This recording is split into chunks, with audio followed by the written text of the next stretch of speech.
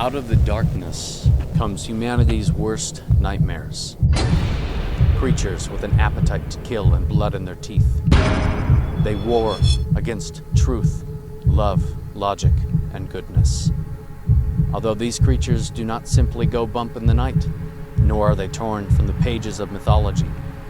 They are very real and are closer to home than you think. I'm talking about human beings, namely villains. In this series, we are going to look at some villains, specifically the villains brought to us in the biblical texts. Who were they? What did they do? Why did they do it? And what lessons can we learn? This is Villains of the Bible.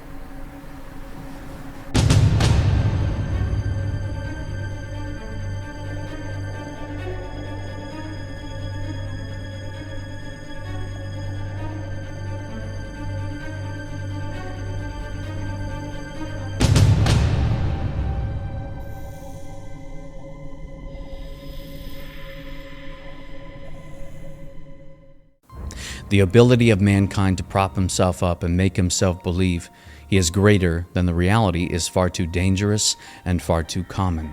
Arrogance is not a mindset that comes after exhaustion, pain, and sorrow. It comes before and leads to exhaustion, pain, and sorrow.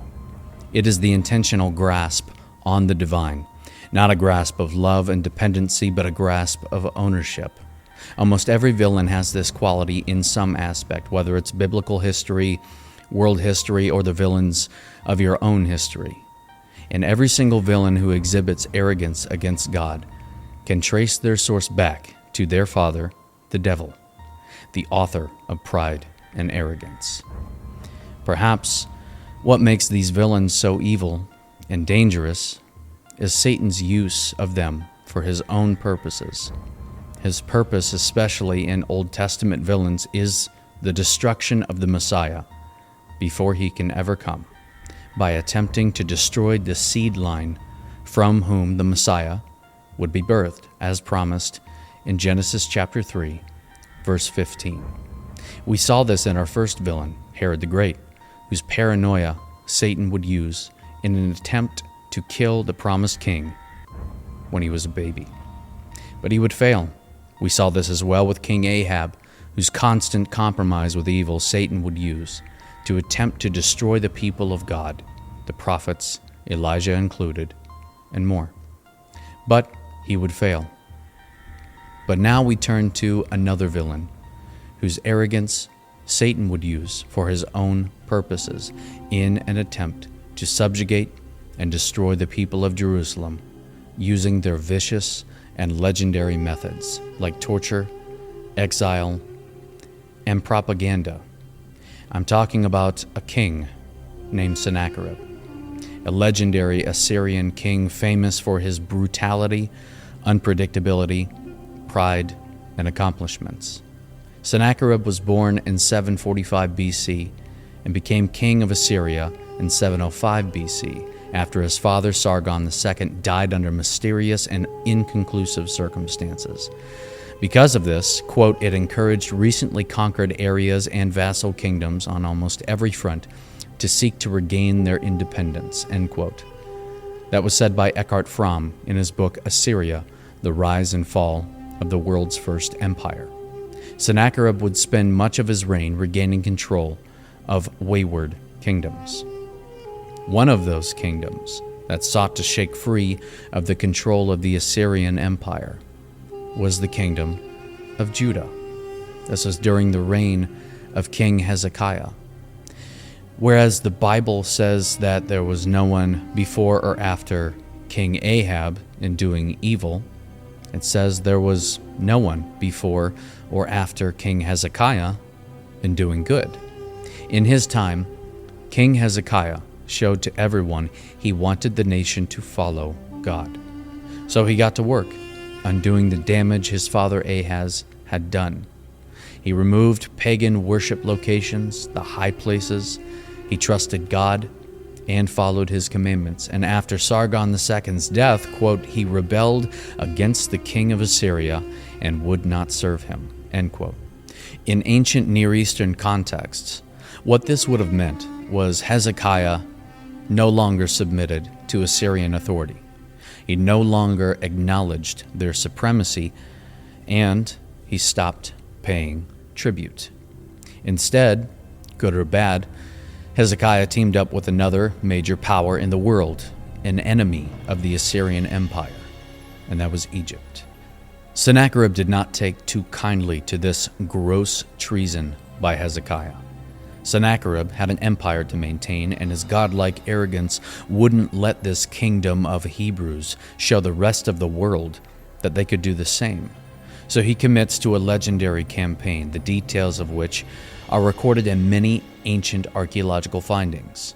In 701 BC, he moves toward a full invasion of Judah, heading straight for Jerusalem. The arrogant king has his face set toward Hezekiah. According to archaeological artifacts like the Taylor Prism, found in 1830 and created in 691 BC, Sennacherib said, quote, "As for Hezekiah the Judean, who had not submitted to my yoke, I laid siege to 46 of his strong cities." End quote. One by one, Sennacherib would take these cities, guaranteeing that word and fear would slowly travel its way to Hezekiah in Jerusalem, letting him know what was coming his way. But what exactly was on the way? The Assyrians have rightly been named by some biblical scholars as the Klingons of the Old Testament, namely because of their conquests and their brutality. They were masters at torture and psychological warfare. Some of the things that they would do to people when capturing a city would include beheadings. They would then take those heads and either make a pyramid of skulls or simply hang the heads in trees.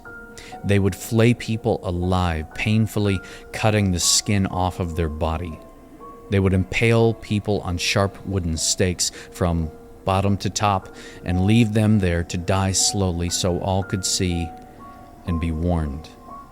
The types of death they gave to people, gruesome and horrible as they were, arguably were not as bad as what they did to those they kept alive. I mentioned the Assyrians were masters at psychological warfare, and what they did to those they kept alive is obvious psychological warfare. When the Assyrians captured cities, they would take the prisoners and slaves with them. And I wish that was as bad as it got.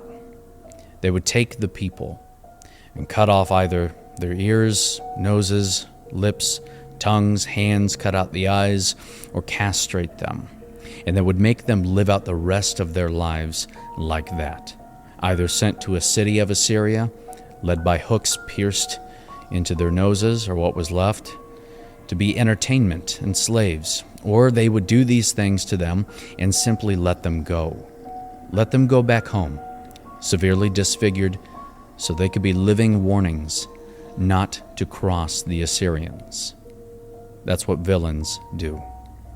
This was a common practice in their empire, done to men, women, and children alike. And the Assyrian people themselves, they would be fine with it. They even saw these things as entertaining in many cases. Sennacherib, he wasn't just a villain. He was a villain in a society of villains. And that's what was coming for Hezekiah and for his people.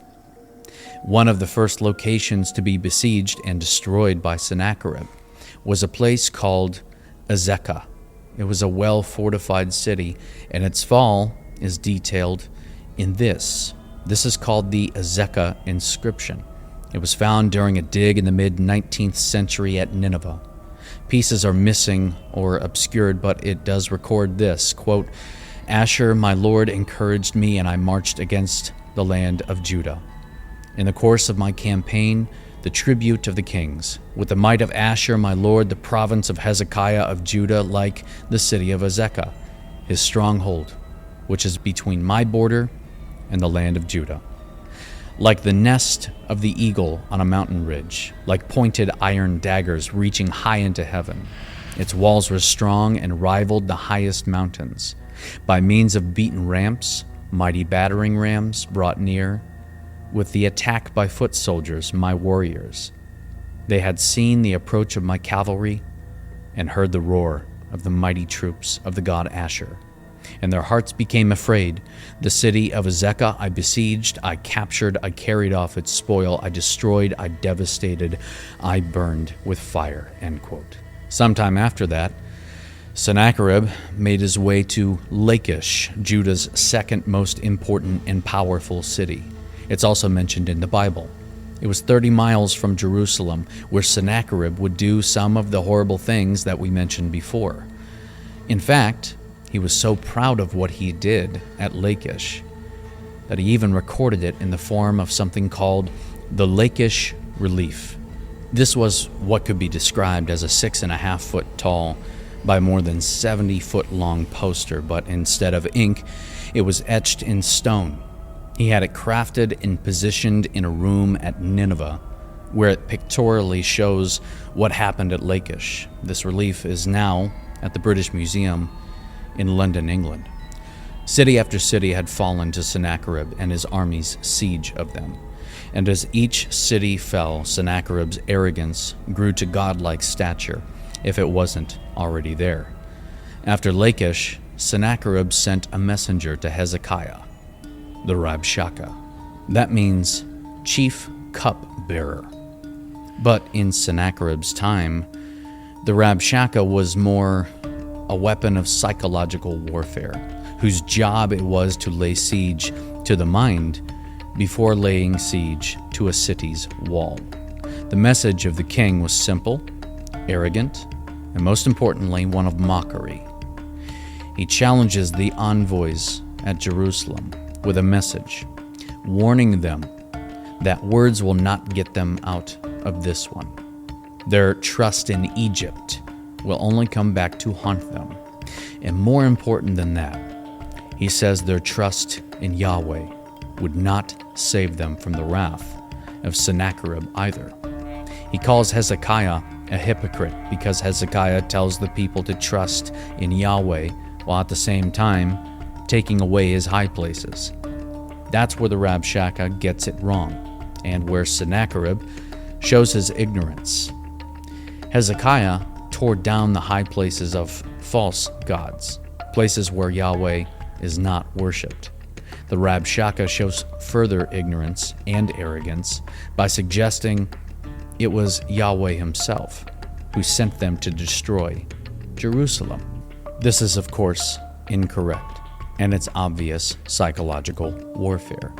If the Rabshakeh could convince Hezekiah and the men listening that even God had turned against them, their defeat would be that much easier.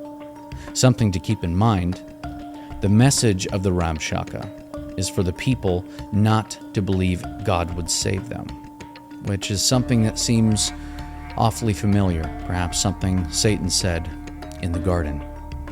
Now, this is when the envoys who are receiving the message from the Rabshakeh, they stop him and suggest that he speaks to them in Aramaic, not in the common language of Judah, probably to keep panic from spreading. But that's why the Rabshakeh is here, to spread panic and fear and dread. He responds saying as much by suggesting the men on the wall who hear him, as well as the rest of the people, are, quote, doomed to eat their own dung and drink their own urine, end quote. This is language that was used to convey that a siege was coming. Scary as it is, this is what would happen in a siege if it lasted long enough. And those hearing his words knew he wasn't bluffing, because the Assyrians had already done as much to many cities in Judah, leading right up to Jerusalem. What the Rabshakeh didn't know, apparently, was that Hezekiah brilliantly already redirected the springs of water for the people inside the city and to take it away from the Assyrian army when the siege happened. So the Rabshakeh, this agent of psychological warfare, speaks up even louder, telling the people not to trust Hezekiah. God was not coming to save them any more than the gods saved the other cities before theirs. His error is, of course, thinking the God of Israel was no different than any other god. The Rabshakeh says they could simply surrender, and they would be given their lands and vineyards and wells before they would be taken to another land just as good as theirs, where they would live and not die. More psychological warfare, spoken to give a false sense of assurance of peace if they give up Jerusalem and also, by consequence, their God. King Hezekiah is told by the envoys what the Rabshakeh said, and he is worried. This is not weakness. This is normal and even expected of the king. He's worried about his family, his people, and his city. He knows what the Assyrians are capable of because they've been doing it to the surrounding cities, and Sennacherib was almost on his doorstep. And if something was not done right now, it was going to happen to them. So he tore his clothes and covered himself with sackcloth. He goes to the one place everyone should go in times of distress and agony. He goes to God in the house of the Lord, where he sends for the prophet, a famous prophet, Isaiah. Isaiah sends word back, quote, "Thus says the Lord, do not be afraid of the words that you have heard, with which the servants of the king of Assyria have reviled me. Behold, I will put a spirit in him, so that he shall hear a rumor, and return to his own land, and I will make him fall by the sword in his own land." End quote. This is when the Rabshakeh had left Jerusalem and returned to Sennacherib. But Sennacherib was no longer at Lachish. He was at Libnah. Sennacherib's forces were on the move again, this time 10 miles north of Lachish. And no doubt word of this movement had reached Hezekiah. Archaeology confirms that after the evil events at Lachish, Libnah attempted to strengthen their defenses. But it wasn't enough. As the Rabshakeh returned, Sennacherib had also heard that Tirhakah, the king of Cush, Egyptian, was moving forces out to face Sennacherib. They would be coming to protect their interests in their new partners, Judah. The rumor that God promised had arrived. But why is this rumor an issue for Sennacherib? Well, this would prompt fears in Sennacherib that his forces would be in a pinch, with Judah's army to the north and Egyptian armies coming up from the south. He would essentially have two problems. First, he knew he couldn't fully commit to a siege at Jerusalem, now that he has to worry about the south and risk being exposed during the siege. Second, he doesn't want Hezekiah to think this is God helping him. Sennacherib's arrogance wouldn't allow that. So he responds by letter that God won't help them, and goes on to say what he sent his Rabshakeh to say already. Has any God helped any of the territories he has taken before? It is pure psychological warfare. All propaganda, all talk, fueled by his arrogance. Sennacherib wants Hezekiah to think that he is a truly unstoppable force, and that he's still on the way. Not even God could stop him and his fury. More and more, Sennacherib is puffing his chest up to the God of creation, making himself a god in the process. That's what villains do. In a similar way that Pharaoh did before the Exodus, actually. So Sennacherib sends the letter to buy more time, essentially. Hezekiah got that letter, and in a heartfelt, desperate gesture, he goes to the house of the Lord again.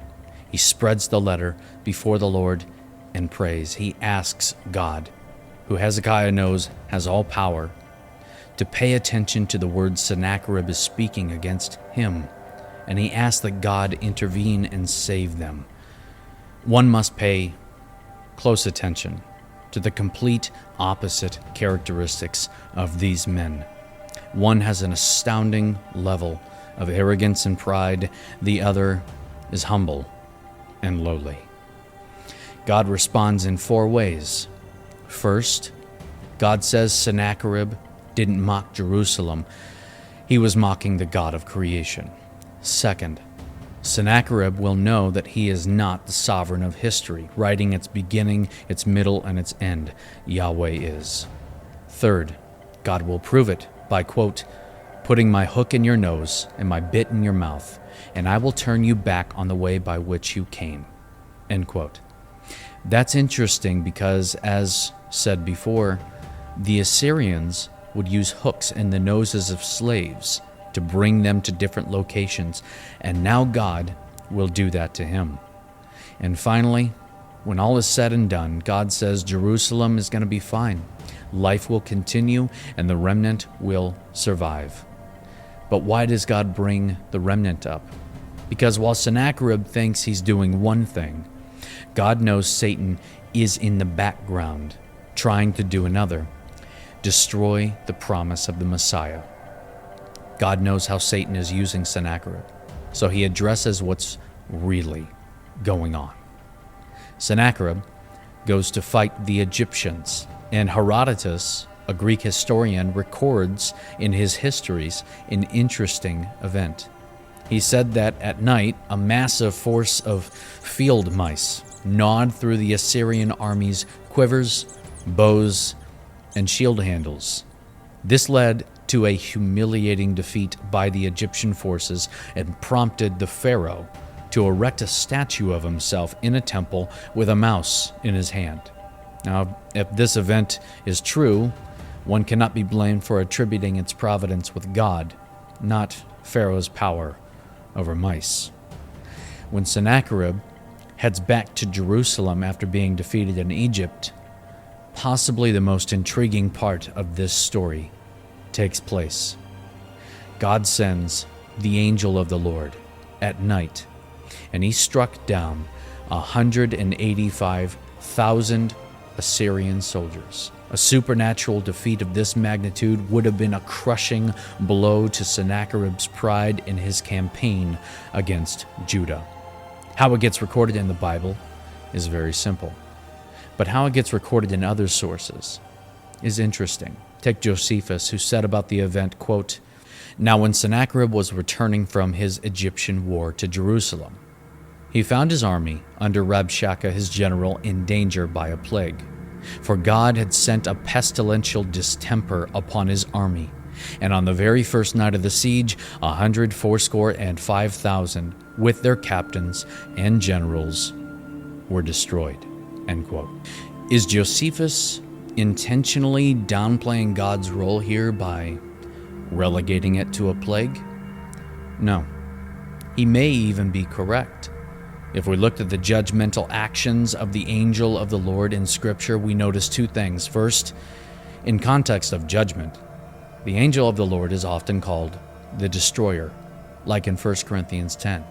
And second, most of the time the destroyer does his work in a fast-acting super plague, completely in God's control. Think of Exodus 12, Numbers 16, or 2 Samuel 24. So Josephus is not downplaying God's role here.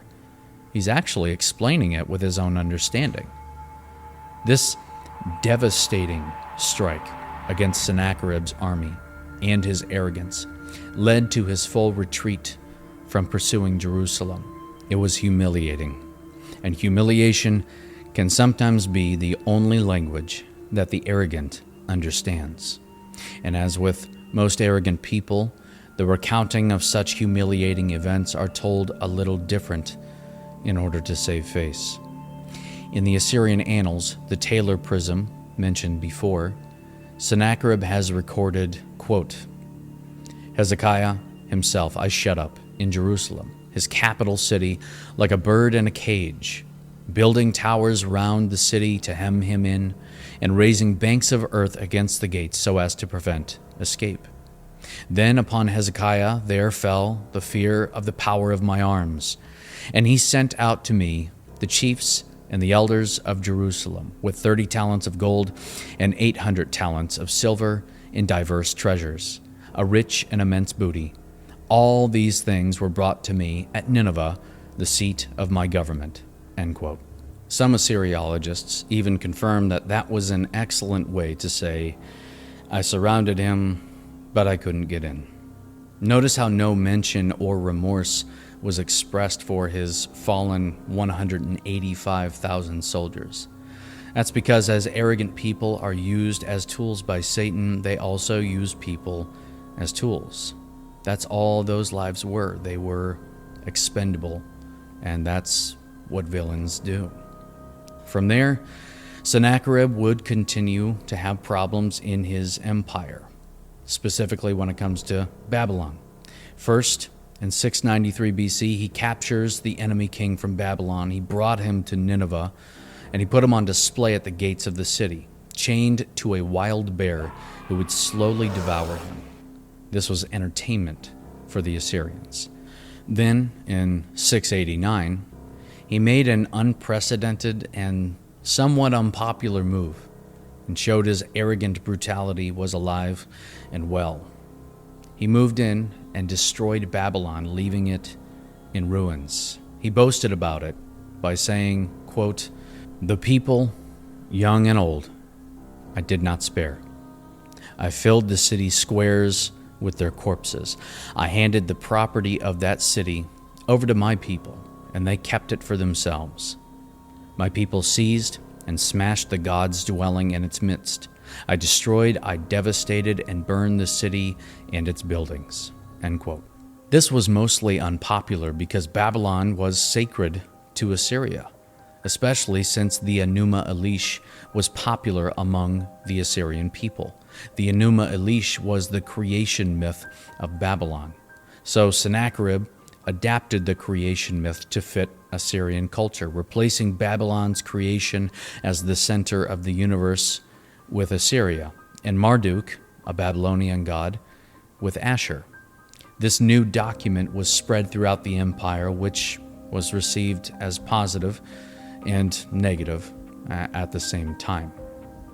In 681 BC, Sennacherib was at Nineveh, which he turned into the capital of Assyria early in his reign, and he was worshiping his god Nisroch, whose name may not be Nisroch, but Ninurta. It might be Nimrod from the Tower of Babel turned into a god. That's when, just as the Lord said, 2 of his sons came in and killed him at the age of 67. The reasons for this have been speculated by Assyrian and biblical scholars alike. The 2 main reasons are, first, there might have been political tension with how he handled Babylon. It was a big deal to some. Second, his sons might not have liked that Esarhaddon was next in line to be king, not one of them. Whatever the reason, God proved to be the sovereign of this story, and Sennacherib was cut down, not in the glory of battle, but kneeling at an altar, which is ironic. He spent a good amount of time trying to convince Hezekiah that his God wouldn't save him from Sennacherib's wrath, yet at the end it was Sennacherib's God who couldn't save him from Yahweh's wrath. A poetic end for an arrogant villain. He was simply used as a tool of Satan to squash any hope of the Messiah. But the seed of Genesis 3 would survive. Arrogance makes you believe truly outlandish things about yourself, and it makes you see the world through a distorted lens. People turn into servants, soldiers turn into tools, and you turn into a god, until eventually those lenses get torn off by the God of reality, and he shows you what you truly are, a villain.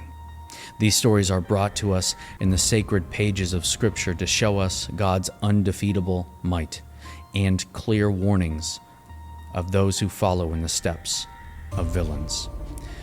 James chapter 4, verse 6, God opposes the proud, but gives grace to the humble.